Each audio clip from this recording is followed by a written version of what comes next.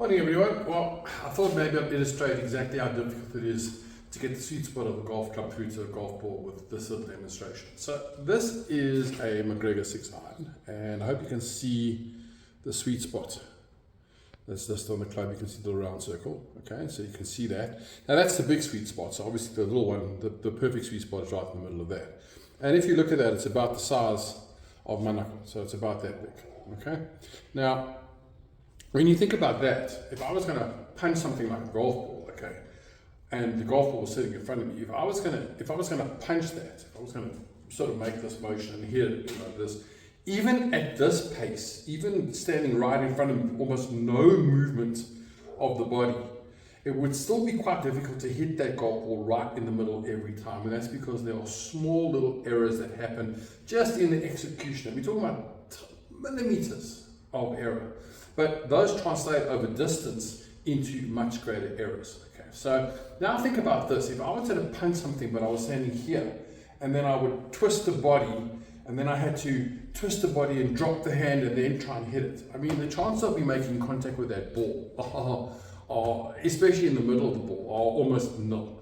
There's no way that I can replicate that movement accurately and consistently enough so that I'm standing here, turn the hip, so throw this hip forward, let the shoulders turn, and then drop the hand in and then try and punch it, okay?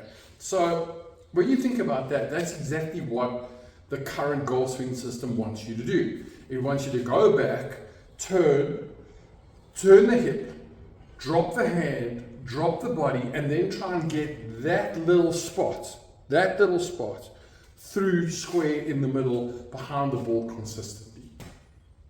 Okay, so just think about that for a second. And think about why it's so difficult to do that and why so many of you, most of you struggle with ball striking consistency and distance and flight and shape and accuracy. Why? Because that movement lends itself to failure. It's that simple. Which is why only about 2% of golfers ever get to professional level, ever get to elite level, and beyond that it's probably about 1%.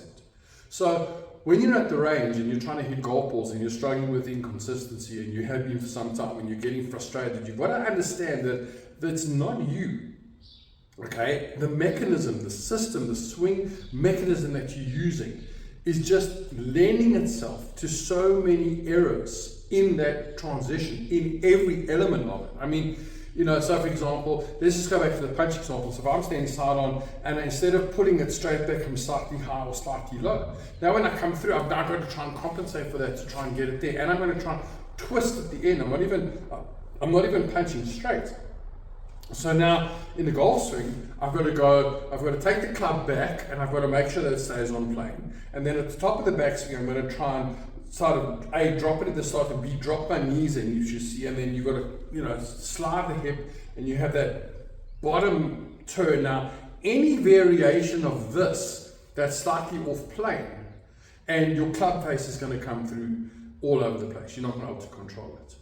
So this is what I mean when I tell you that the current PGA system, the modern golf swing technique that's been around for probably the last 60 or 70 years and essentially unchanged for the last century, is just too complicated. There's too many failure points and it lends itself to error.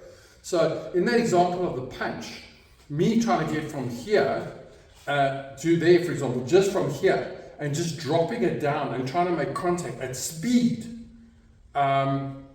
is going to be extremely difficult to hit a target so small. And now you want to add in a hip turn, and now you want to add in a leg drop, and now you want to add in an arm drop, and now you still want to try and get that point back to the ball. Just think about it. And then come and do swing ball.